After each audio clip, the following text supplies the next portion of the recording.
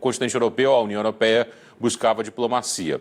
Eu queria perguntar ao senhor sobre uma fala de Ursula von der Leyen há pouco, falando sobre refugiados, de que a Europa está se preparando para receber refugiados da Ucrânia.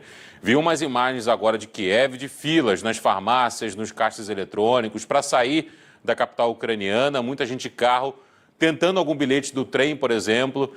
Como é que funciona esse processo agora para que esses refugiados, ou se já podem ser considerados refugiados, acessem a Polônia, por exemplo, que seria a porta de entrada do continente europeu pela zona do euro? A questão envolvendo os refugiados ucranianos, não no volume que a gente vai ter agora, mas não é nova. Eu estive 14 vezes nos últimos anos aí na Polônia, sou professor convidado lá de uma universidade, então o leste europeu eu conheço bem, inclusive por participar de atividades lá. Os ucranianos eles já se espalharam em várias regiões, o país vive em conflito há muitos anos e também empobrecimento, outros fatores que não geram refugiados, mas geram imigrantes. A partir de agora, se nós tivermos efetivamente um recrudescimento deste embate militar, se isso não se resolver nos próximos dias, esse fluxo de refugiados da Ucrânia, principalmente em direção à Polônia, por conta de fronteira e por conta de ser o caminho de entrada ao restante da Europa, o caminho para a Europa Ocidental, que é o objetivo principal daqueles refugiados, ele vai gerar milhares ou talvez milhões de pessoas vão começar a se deslocar. Era um dos receios da Europa, era um dos motivos pelos quais a Europa tentava acertar as questões com a Rússia para evitar esse conflito. Já se sabia que seria um dos subprodutos do conflito. Então, se tudo se resolver nos próximos dias, se efetivamente essa agressão militar trouxer todos uma mesa de negociação e as questões se resolverem, isso vai também ser equacionado. Caso contrário, o prolongamento de um conflito militar, acentuando-se ainda com o envio de tropas russas para dentro do território ucraniano, propriamente dito, vão gerar muitos refugiados, com certeza, sem sombra de dúvidas. Professor Manuel Furriela, obrigado pela participação aqui nesta manhã no Band News TV. Contamos com os seus conhecimentos aí numa próxima participação para entender mais da repercussão desse conflito. Um abraço. Um abraço a todos. Pablo, a gente tem conversado aqui com brasileiros que estão nessa região do mundo, né? Brasileiros que estão na Ucrânia, na Rússia. Hoje, mais cedo, lá na Rádio Bandeirantes, alguns deles, assim como aqui no Band News TV, passaram aí pelos nossos microfones. E o que a gente tem, claro, verificado, né? São condições muito específicas, está faltando dinheiro, tem corrida para supermercado em outra área. Em outros locais, as farmácias já estão alertando aí sobre o horário de funcionamento. Funcionários de escritórios estão recebendo o computador para trabalhar em casa, porque não se sabe o que vai acontecer nos próximos dias, mas tem uma particularidade, que é a tensão, o medo. As pessoas nessa região começam, claro, a sentir a proximidade de um conflito que pode atingir civis. É isso que a gente tem verificado até o momento, né, Pablo? E que sai da região já conhecida pelo conflito, na fronteira, do outro lado da fronteira, né, da Ucrânia, e chega mais próxima à capital, Kiev, o que deixa a região, que tem 2 milhões de habitantes, ainda mais tensa, né? Porque se esses conflitos começaram em 2014, de uma outra forma, eles eram localizados. Agora não, eles começaram a se estender por toda a Ucrânia. Bom, a Georgia Coimbra é uma brasileira que é estudante de medicina e ela mora na fronteira da Ucrânia com a Rússia, numa cidade russa. Ela falou como é que está a situação na região depois dos ataques à Ucrânia. Vamos acompanhar. Aqui tá normal. Eu acabei de voltar da faculdade, eu tive aula. O pessoal aqui tá normal. A única restrição que eles fizeram é que crianças, a partir de hoje, vão ter aula online. Mas a gente, faculdade, tá tudo normal. A gente, hoje de manhã, umas 5 horas da manhã, a gente acordou, eu acordei, com um barulho enorme, de muito caça passando. E a gente não sabia o que era até então, né? Porque eu acordei, vi o barulho e voltei a dormir. Os brasileiros aqui estão mais preocupados que os russos. Os russos estão vida normal. A gente perguntou hoje para nossa professora, ela disse, não, tá normal, viva a vida. Tem brasileiro que tá sacando dinheiro para se acontecer alguma coisa. Eu saquei dinheiro, porque, né? E eu vou no mercado. Mas os russos estão normais. eu voltei a pé, tá normal. Mas claro que cada um reage de uma forma, mas a apreensão para quem não está acostumado a viver nessa área de conflito, né, Pablo, é claro que a reação é diferente. A grande maioria dos brasileiros que tem conversado conosco, claro que está preparando a saída do país. Quem tem a oportunidade, e a principal forma de sair da Ucrânia agora é trem, porque há congestionamento nas estradas, principalmente na capital Kiev, e também a malha de aviões, né, o tráfego aéreo, ele está sendo prejudicado porque as companhias aéreas não estão operando. Tem até uma imagem muito interessante que a gente já botou no ar aqui, de como é que estava, né, hoje cedo aqui no Brasil, o tráfego aéreo lá na fronteira da Rússia com a Ucrânia. Os aviões passando tudo ao redor assim, e bem naquele miolinho ali não tinha uma aeronave sobrevoando naquele momento, claro que por conta do início dos ataques russos à Ucrânia. Pablo. A gente tem que deixar claro, né, Pedro, que existe um histórico e por isso que a Geórgia fala, quando eu converso com as pessoas daqui, elas dizem, está tudo normal, tudo caminhando como deveria. E tem também as narrativas diferentes com relação aos fatos.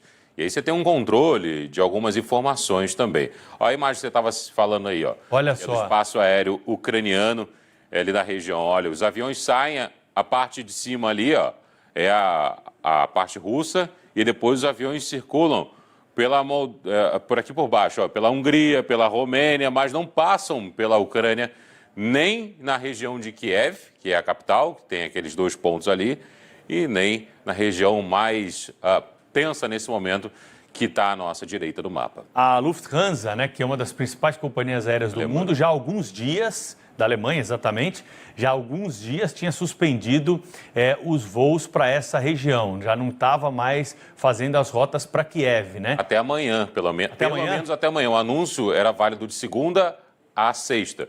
Só que por conta do conflito, é claro que isso deve se estender, né? E aí as outras companhias agora também tomaram essa providência e o que, claro, nós temos é uma dificuldade, então, para sair de avião da capital Kiev. O que resta, portanto, é o trem.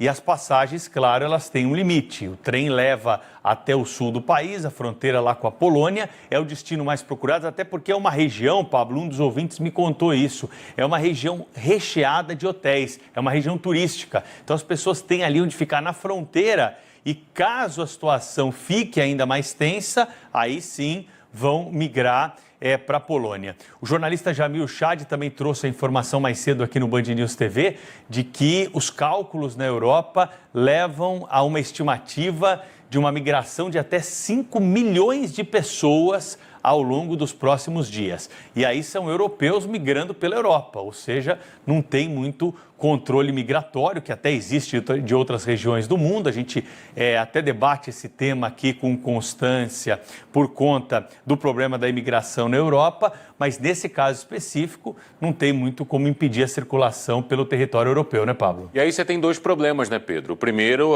é a circulação de pessoas que passam a circular de país em país sem ter onde ficar.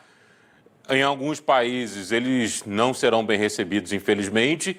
E tem um outro lado, que é o presidente ucraniano Volodymyr Zelensky, decretando lei marcial e pedindo para que as pessoas se protejam a todo custo. Ou seja, inclusive, peguem armas aqueles que ficarem na Ucrânia, principalmente nessas regiões onde o conflito é maior. Diz que em Kiev 2 milhões de pessoas moram, é só a região de Kiev. São 5 milhões, como o Pedro falou, de pessoas que devem circular pela Europa. Por isso, a Comissão Europeia, a presidente da Comissão Europeia, Ursula von der Leyen, anunciou um aporte financeiro para que a Ucrânia possa, de alguma forma, oferecer ajuda às pessoas, para que essas pessoas não precisem sair do país e tentarem entrar para a União Europeia pela Polônia. Vimos no ano passado, inclusive, imagens de Belarus na fronteira com a Polônia, de pessoas tentando cruzar a todo custo a fronteira. Ao que tudo indica, teremos talvez imagens como essa do lado ucraniano também para a Polônia. São imagens ao vivo aí de Kiev, já é tarde lá, já é quase fim da tarde em Kiev. Esse é o centro... 3h28, 3h28. Esse é o centro, se eu não me engano, Pedro, essa é a Praça Independência, que é o principal cartão postal de Kiev. E olha como é que está vazio. As pessoas não estão circulando pelo centro, ou estão tentando sair da cidade, ou estão ficando em casa, né? Uma comparação para quem é de São Paulo e o Pablo já pensa numa do Rio de Janeiro. É como se fosse a Praça da Sé aqui de São Paulo. É o principal ponto do centro de Kiev, essa praça onde fica essa câmera aí colocada, para que nós tenhamos aí pelo menos algum parâmetro do funcionamento da cidade. E a gente vê que 3h29 da tarde lá em Kiev agora, o movimento é bem abaixo, né, para uma quinta-feira daquilo que se espera para uma capital de um país, né, Pablo? Praça 15, tá bom, Pedro? Praça 15 lá no Rio de Janeiro, tá aí 2 referências para você que é do Brasil sobre o que nós estamos vendo na tela aí. Sabe uma outra informação interessante, quero compartilhar com vocês aqui, que eu ouvi de um ouvinte também lá na Rádio Bandeirantes mais cedo. A Ucrânia, Pablo, é um grande centro de reprodução humana e barriga solidária, porque as leis lá elas são muito bem desenhadas para garantir a segurança dos pais e a barriga solidária. Então, muitos europeus desenvolvem esse tipo de programa em Kiev, e muitos deles estão em Kiev justamente aguardando o nascimento dos filhos. Existe até agência especializada em barriga solidária.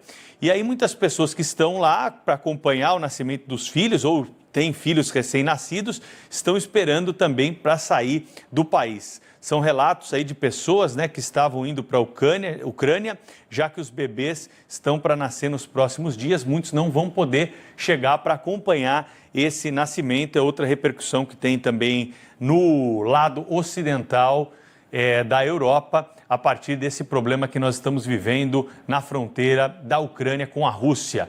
Repito aqui, desde a madrugada, uma cobertura extensa do Band News TV, com entrevistas, informações, os repórteres atualizando os detalhes e, claro, a participação de brasileiros que moram na Ucrânia, como é o caso do David, né, que também passou aqui pela nossa videoconferência. Ele estuda e trabalha em Kiev, diz que está em contato aí com brasileiros e que a situação deles, se a situação deles piorar, claro que eles pensam em deixar o país. Vamos acompanhar o que ele disse. Hoje veio essa notícia, né? Bem cedinho, que impactou todo mundo, com sirenes na cidade, dava para escutar, com ataques já na cidade, inclusive atacaram uma base militar de militantes, né? Eles, segundo Putin, não querem atacar civis. Mas, como a gente sabe, uma bomba pode... se você estiver próximo, você vai morrer também, né? Você vai ser atingido. Então, a gente está bem aflito a isso. E entrou em estado de guerra. O que é estado de guerra, para quem não conhece? Você tem que ficar em casa, as bases aéreas, o porto aéreo foi tudo fechado, ou seja, você não sai via aéreo, porque está fechado, e os russos disseram que iam abater. Alguns aeroportos já foram atacados e destruídos, né, e nem são próximos a Luhansk nem Donetsk. Então a gente está bem aflito a isso, porque o presidente comentou que o próximo seria em Kiev. Então, via aéreo a gente não pode sair. As estradas que vão para Lviv e no futuro para a Polônia, elas estão lotadas, absolutamente lotadas, não tem como sair, impossível. Além disso, está faltando gasolina, então quem tem carro agora não vai conseguir abastecer. Trens lotados, não tem nenhuma passagem disponível sentido Polônia. Então a gente, literalmente, o que a gente pode fazer? Ficar em casa, se proteger. Eu estava fazendo minha mala agora, estou indo no supermercado comprar alguns mantimentos para me estocar em casa e ficar o máximo possível.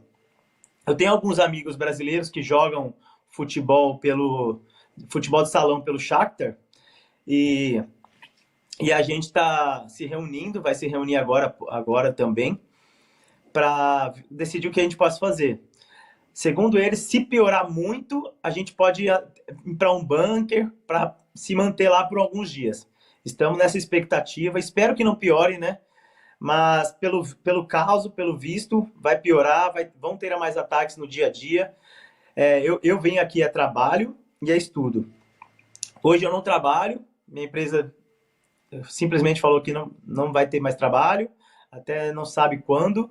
Estudos também foram cancelados, meus estudos foram cancelados, até não sabe quando também. E estamos nessa apreensão, né? Vamos ver o que a gente faz, mas estamos só aguardando mais notícias. De momento, o que eu posso fazer? Ficar em casa, me proteger, ir no mercado, fazer compras para estocar o máximo em casa e aguardar, né? E aguardar Vou reunir com mais brasileiros, porque eu acho que quanto mais união é mais fácil. A gente está tentando uma forma de alugar um ônibus de algum lugar, alguma van, alguma forma de colocar pelo menos nós brasileiros, que a gente já se conhece, e tentar ir embora. O problema é que as estradas estão lotadas, então vamos ver o que a gente pode fazer. Infelizmente, né, Pedro, já assistimos cenas como essas, por exemplo, na Síria, no Afeganistão também. Sempre que um ataque acontece, as pessoas tentam sair a todo custo. Deve ter uma reunião nos próximos minutos de líderes do G7, Canadá, França, Alemanha, Itália, Japão, Reino Unido e também os Estados Unidos. Lembrando que ainda ficamos na expectativa de algum pronunciamento do presidente americano Biden. Como o Barão falou, há expectativa em Washington, mas até por conta do fuso horário, o pronunciamento ainda não veio. São 2 horas a menos no horário local, né?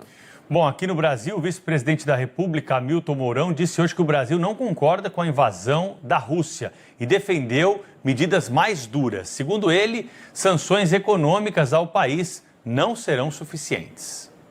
O mundo ocidental está igual ficou em 1938 com Hitler, na base do apaziguamento. E o Putin não respeita apaziguamento, essa é a realidade.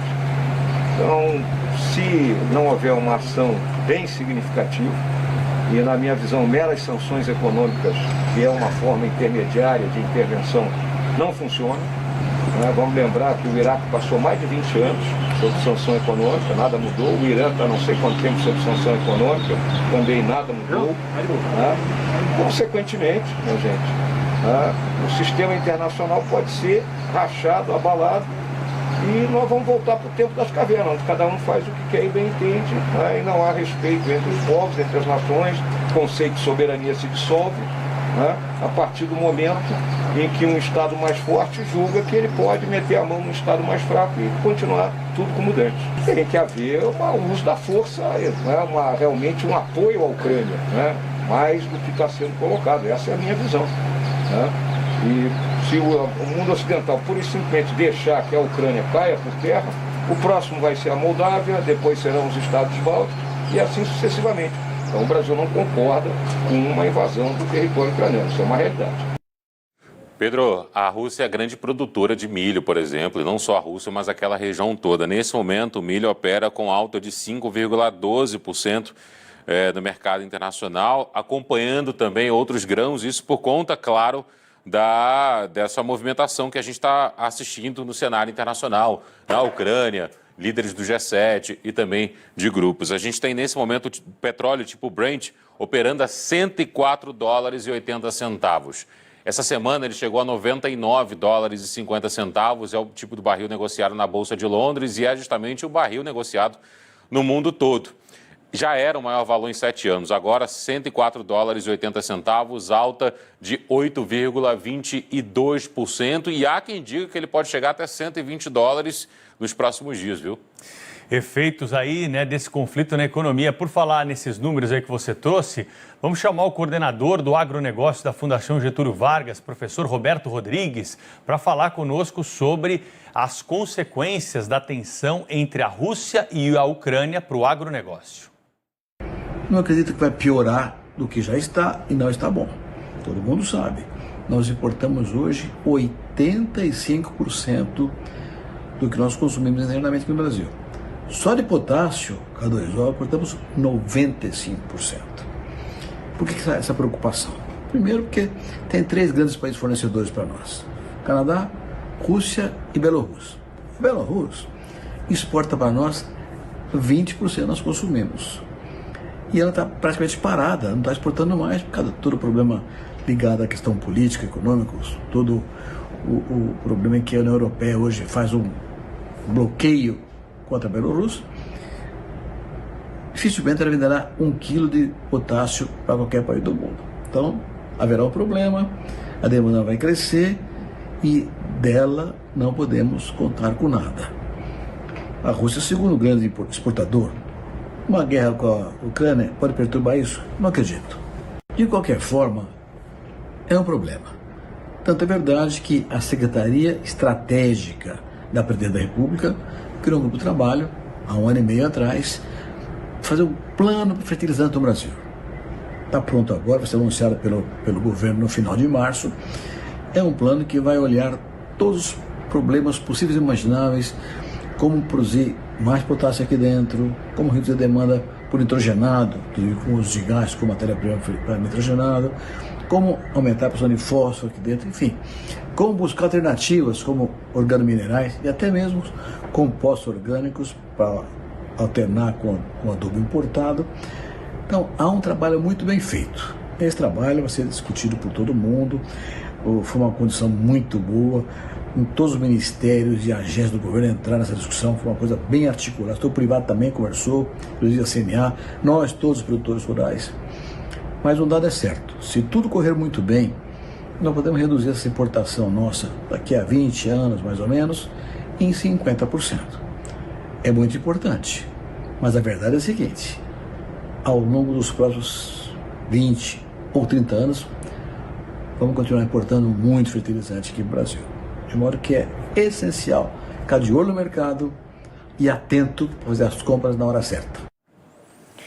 Tá aí, Pablo, as informações e as consequências disso aí para o agronegócio. Vamos atualizar alguns números aqui, né, para quem está acompanhando a programação do Band News TV e, claro, vai recebendo as informações e os balanços que nós temos divulgados pelas autoridades internacionais. Polícia da Ucrânia está dizendo que a Rússia fez mais de 200 ataques até o momento, por terra, ar e também pelo mar. São todos pontos que estão sendo monitorados por militares ucranianos que passam esses relatórios para o país e há então a divulgação por parte do vice-ministro da Defesa da Ucrânia, que diz que no leste do país os conflitos, claro, estão mais intensos, né, onde está concentrada aí a maior parte do exército russo. E alguns soldados russos foram feitos prisioneiros. Tem algumas imagens já circulando aí a respeito da movimentação dos tanques, a gente já até mostrou algumas delas aqui. E claro que isso ao longo do dia vai sendo atualizado e com a velocidade da comunicação hoje é muito mais célere, né? Você ter acesso a essa situação. O próprio ministro da Defesa russo também já se pronunciou hoje e disse que os comandantes russos e os soldados ucranianos devem ser tratados com respeito. Foi o que publicou aí a agência russa de notícias. Claro que cada um, nesse momento, aproveita para disseminar a sua versão, os seus números, um balanço final e o confronto desses números só vai ser feito mais tarde, né, Pablo? Pois é, a gente tem a confirmação pelo lado ucraniano de 40 pessoas mortas até aqui e 9 feridas. A imagem que você citou aí, ó, da movimentação de tanques. Essas pessoas morreram, ficaram feridas durante o bombardeio russo, de acordo com o Ministério Ucraniano de Assuntos Internos. O ministro das Relações Exteriores da Ucrânia escreveu no Twitter que esta não é uma invasão russa apenas no leste, mas em toda a Ucrânia e um ataque em grande escala em várias direções. Afirmou também que a defesa ucraniana não entrou em colapso, lembrando que o parâmetro, né, Pedro, é de 4 soldados russos para cada soldado ucraniano. Essa é mais ou menos a média entre um exército e outro. O exército ucraniano assumiu o papel de luta nesse momento e também os moradores. Aí nós temos imagens já do território ucraniano da movimentação de tanques russos. A Ucrânia está com 2 pés no chão e continua a se defender, disse o ministro das Relações Exteriores. Eu volto a dizer que no mercado internacional o petróleo está sendo vendido nesse momento, o barril do tipo Brent, que é o mais negociado no mundo, negociado na Bolsa de Valores de Londres, com $104,80, uma alta de 8,22%, um dos maiores valores dos últimos anos, com certeza, dos últimos 7 anos, e digo até mais, já que essa semana, quando chegou a $99,50, aquele já era o maior valor em 7 anos. O milho está tendo alta de 5,2%. A soja também tendo alta nesse momento. E a gente está tendo uma movimentação bem grande também nos Estados Unidos com relação às bolsas americanas que começam a trabalhar agora, né, Pedro? Por conta do fuso horário também, né? É isso aí. Imagens de câmeras de vigilância divulgadas pelo Serviço de Guarda de Fronteira do Estado ucraniano mostram aí vários veículos militares e blindados cruzando o posto de controle da Crimeia, na Ucrânia, região ali de Kherson. Olha só essas imagens aí que nós tivemos acesso. Os tanques passando, né? Claro que assusta a população local lá. Os brasileiros que estão nessa área do mundo têm todo o direito e a razão de achar essa movimentação muito estranha, porque nós tínhamos um encaminhamento para o diálogo, para resolver essas tensões todas que estamos registrando. E ontem à noite, madrugada de hoje no Brasil, nós tivemos então os primeiros ataques russos e agora a repercussão na Ucrânia de toda essa movimentação, e as imagens que chegam vão, claro, colaborando para a gente ter a dimensão do poderio bélico russo que está sendo empregado nesta missão. Não Direto atua lá essa da... região, Pois não, Pablo? vou te interromper, Pedro. Não atua essa região, é aquela que foi anexada pela Rússia em 2014, quando os conflitos começaram na Ucrânia. Tudo que a gente está assistindo agora é um bombardeio mais extensivo da Rússia em cima da Ucrânia, mas os conflitos naquela região começaram em 2014, porque nos conflitos também tivemos, infelizmente, muitos mortos e alguns acordos assinados chamados de Acordos de Minsk, que nada mais são do que algumas tentativas de cessar fogo entre as duas partes, mas que esses acordos não foram respeitados. Minsk I e Minsk II. Essa movimentação na região da Crimeia já era um território conhecido pelos russos e conhecido também pelos ucranianos de tensão. Depois, houve, por parte de Vladimir Putin, o reconhecimento de duas outras regiões separatistas da Ucrânia. E agora a movimentação maior, claro, em todo o território ucraniano. Diga lá, Pedro. Bom, lá na fronteira da Rússia com a Ucrânia está o nosso correspondente Ian Boechat, né, que está numa cidade próxima da fronteira ali com a Rússia. Ele disse que foi possível escutar explosões logo nas primeiras horas do dia. Vamos acompanhar o que o Ian tem a dizer para nós aqui, lá direto do local onde nós temos a maior tensão no momento. Eu estou aqui em Slaviansk, bem perto da fronteira com as repúblicas separatistas. Amanhã está chegando agora, acabou de amanhecer. A gente foi acordado pelo som das bombas que caíram aqui perto. A cidade mesmo não foi bombardeada. Está uma situação relativamente tranquila. As pessoas estão andando na rua, os carros andando na rua. Mas a gente já viu bastante gente saindo da cidade, muita gente procurando abrigo em caso de novos bombardeios. É uma situação tensa, mas até agora não tem notícias de vítimas civis. Todos os ataques foram a alvos militares, a alvos de infraestrutura. E até agora, nessa manhã, as coisas estão relativamente calmas aqui. Mas, é claro, muita gente tentando seguir para o oeste, para sair aqui dessa região de fronteira, que é onde a maior parte dos conflitos tem ocorrido ao longo desses últimos 8 anos. E o local onde muita gente acha que será um dos principais pontos de entrada de uma possível invasão russa aqui na Ucrânia. Daqui a pouco volta o Ian Boechat de outro ponto lá da fronteira. E você sabe que esse conflito não está só no mundo físico e real, viu, Pablo? No mundo virtual também nós estamos acompanhando e registrando aqui. Tem uma postagem hoje na conta oficial do governo da Ucrânia, que nós vamos colocar na tela para vocês aqui, de uma caricatura representando o líder nazista Adolf Hitler e o presidente russo Vladimir Putin. Essa é a conta oficial do governo da Ucrânia, horas depois dele ordenar o ataque contra o país. Na imagem, Hitler aparece sorridente e bem maior do que o líder russo e coloca a mão no rosto dele num sinal ali aparente de aprovação. No Twitter, a conta escreveu o seguinte, olha só, Pablo, isso não é um meme, mas a nossa e a sua realidade agora. A comparação entre Hitler e Putin tem sido um tema frequente nos protestos ucranianos no período que antecedeu a invasão russa. Então, o governo da Ucrânia aproveitou a sua conta no Twitter para essa publicação nesse dia tenso lá na região, Pablo. E fez mais, hein? Depois, em um outro tweet, colocou o seguinte, tag Rússia, @Rússia e diga o que você pensa do país, pedindo para que os ucranianos ofendam indiretamente ou abertamente a Rússia. E tem uma outra publicação pedindo doação para o exército ucraniano para a luta nesse momento no país. 10h48, a Embaixada do Brasil em Moscou enviou uma mensagem aos brasileiros que vivem na capital russa sobre a invasão ucraniana. O texto afirma que a ação tem como objetivo defender a população civil das repúblicas de Donetsk e Lugansk. Ângelo Nascimento está conosco aqui para trazer mais informações sobre esse assunto. Bom dia, Ângelo. Oi, Pedro. Oi, Pablo. Bom dia para vocês também, todo mundo que está acompanhando a gente. A gente está aqui na capital federal, mais precisamente posicionado, então, no Palácio do Planalto, justamente para acompanhar, né, desdobramentos desse dia e também, claro, manifestações da classe política, autoridades em relação a esse assunto, né, a situação entre a Rússia e a Ucrânia. Algumas autoridades, aos poucos, vão se manifestando. Agora há pouco tivemos, por exemplo, a manifestação do vice-presidente Hamilton Mourão na chegada à vice-presidência. Destaco alguns pontos, então, colocados por parte de Hamilton Mourão. Ele classificou o seguinte, viu que o mundo ocidental está igual ficou em 1938 com Hitler na base do apaziguamento e o Putin não respeita, nas palavras dele, esse apaziguamento. É importante ressaltar também que Hamilton Mourão disse que as sanções não seriam a única forma de advertir, digamos assim, a Rússia e que outros caminhos também poderiam ser adotados. Havia expectativa para uma manifestação por parte do presidente da República mais cedo, quando ele deixou